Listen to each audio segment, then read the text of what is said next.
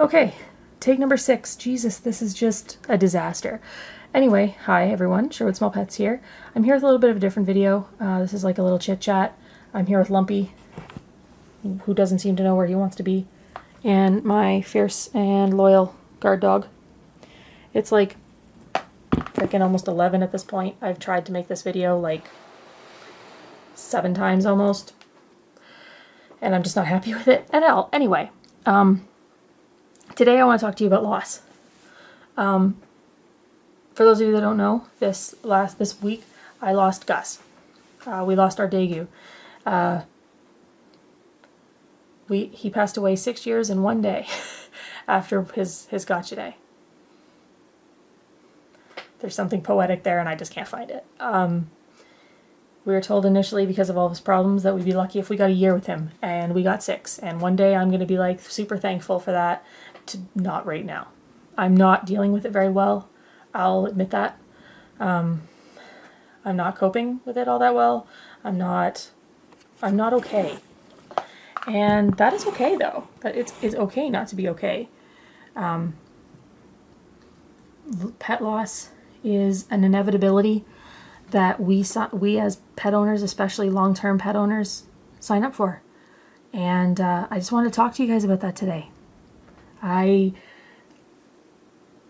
It's different for everyone. It's different for every pet. You have different relationships with every single pet you have, and every single reaction is valid. Every single reaction is valid, and every single feeling and emotion and coping mechanism that you have is valid. And I just wanted to talk to you today about the realities of it and how I cope with it, and I would like to say tips, but like that sounds morbid. I don't know. I'm not okay, so if at any point during this video I kind of lose it a little, I apologize. It's freaking hard, okay? It's been a crap year for losing pets. Losing Gus and Matt within 1 full year is a lot. And then everybody in between, it's been garbage, basically it's been garbage.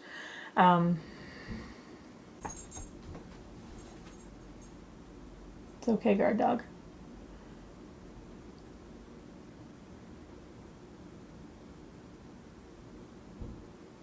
It's just a car. Oh. Remus doesn't like when I'm awake by myself at night, so he gets very antsy, to say the least. I have no idea where I was, but basically I'm not fine, and I'm learning as the years go by that I'm getting more aware of the fact that every loss is different. I react differently to everyone, and I need to let myself grieve, which is hard because a lot of people try to say that, you know, it's just a small pet, move on. Oh, that shit. We know it's garbage. But, you know, I find my generation, quote, millennials, so like between, 20 and 35, we've really adopted this, like, this pets are family thing. I was raised like that, so I was really lucky. I was allowed to stay home from school when my first guinea pig passed away, and a lot of kids made fun of me for that, and I was like, why? He was my family. He was my friend, and I needed to grieve that loss. And so I was raised that way. I was very lucky in that. But we need to have this conversation, and I feel like I don't talk about it enough. I'm really bad. I never make memorial videos anymore. I can't because I don't have the mental capacity to watch them. I do little memorials at my house. Like right now, Gus's rainbow that he had hanging in his tank for like 5 years, that's hanging on my wall now with 2 pictures of him and two framed quotes. That's my coping.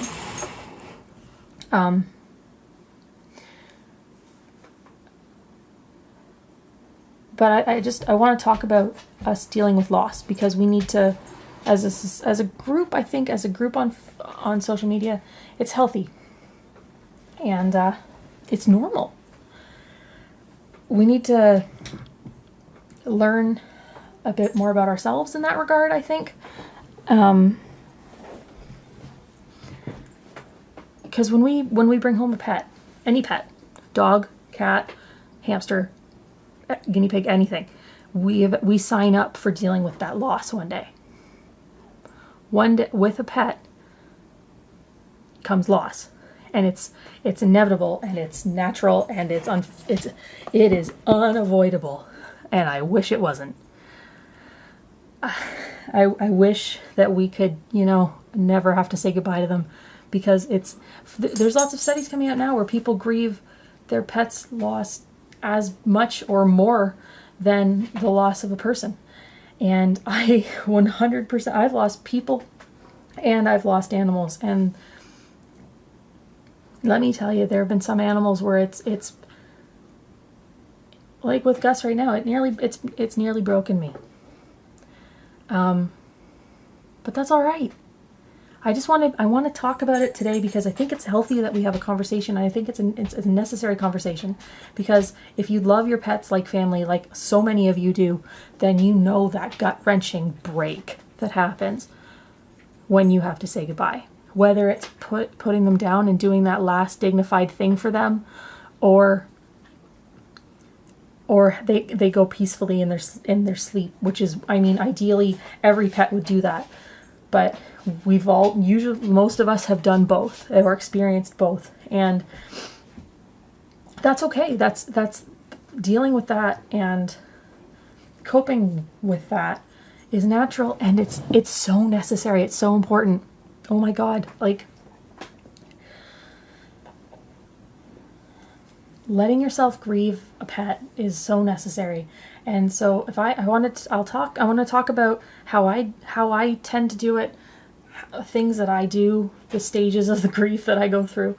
So that way, I don't know, either you can relate or you do it grieve totally differently. It doesn't matter. It's all valid. That's what I want to say first.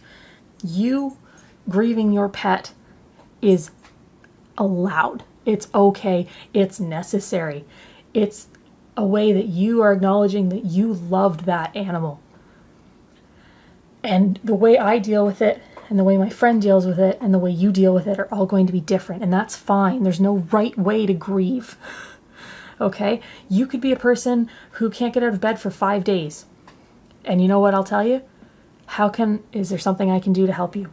But that's fine. You do that. There's some people that go into autopilot and go into work and just, they focus and they do things that way. And that's also okay.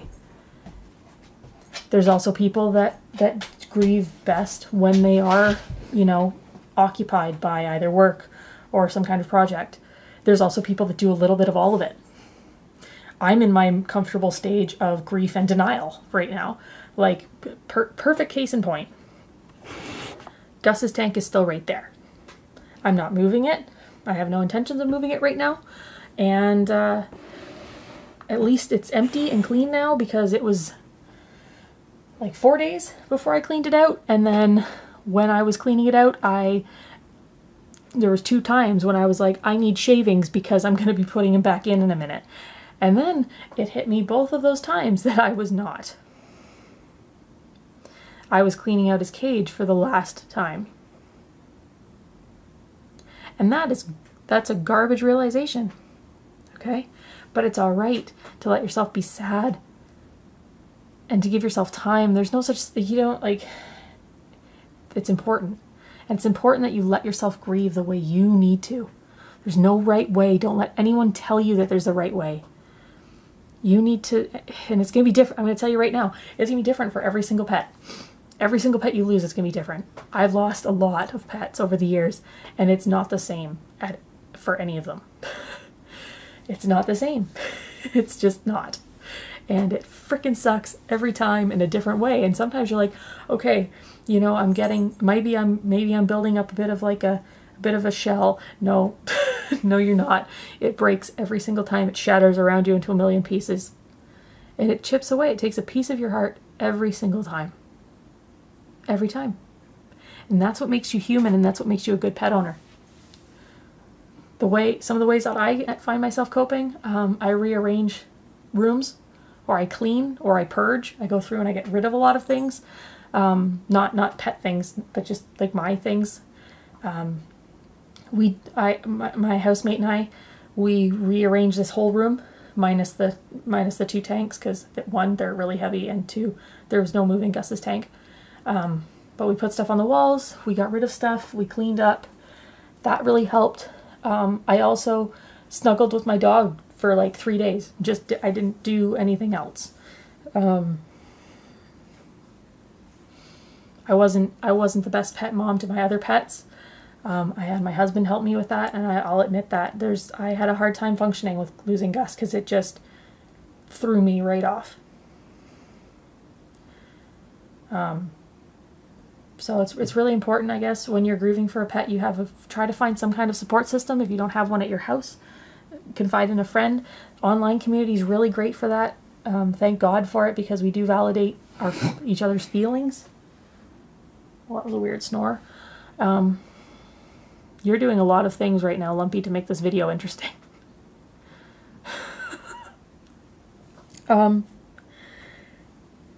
Having my other pets keeps my sanity, because it makes me feel needed still, and it also doesn't allow me to just sit and do nothing, which I think is really important.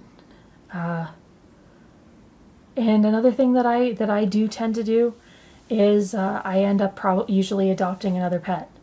Not every time, because that doesn't always work. Like, it doesn't always, timing or space or whatever doesn't always work out. But there's a lot of times when I look at the tank, or I look at the setup, and I think, I'm grieving and I'm hurting right now, but I have the capability and now the time to look after something that needs a home.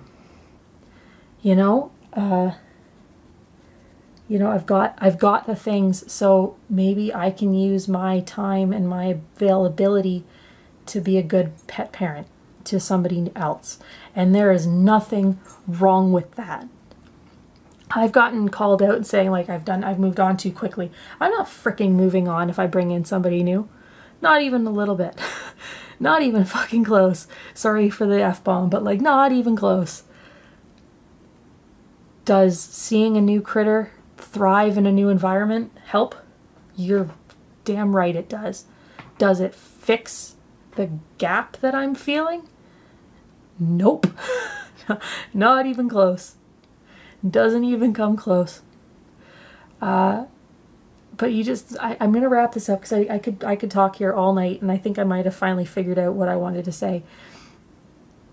You need to let yourself grieve. And you need to know that you can reach out to people, because there are people like me who have gone through it, who are going through it. And it's okay. Your feelings are so valid. Having a pet is both the best and the worst thing that will ever happen to you.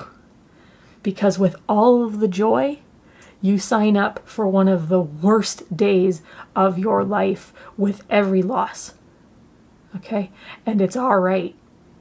It's worth it, because I can't imagine 6 years without Gus, for example. I can't imagine my life without Matt. But it hurts all the time. And it never really goes away. You just find a way to live with it. That's the important thing, is you don't feel like you're betraying one of them when you think of them and you're happy about it. And the good memories outweigh that day of hurt. The good times always outweigh the hurt, but the hurt is okay, and it's very real.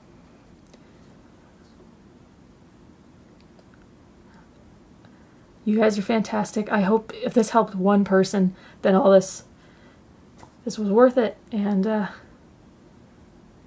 keep your chins up if you're going through it right now. I understand, and I know where you're at. Take care, everyone. Be good to each other. Shall we take a look? Is that a sock? Yeah. That's what I'm dealing with. And because this is really important. This might be the most important video I've done.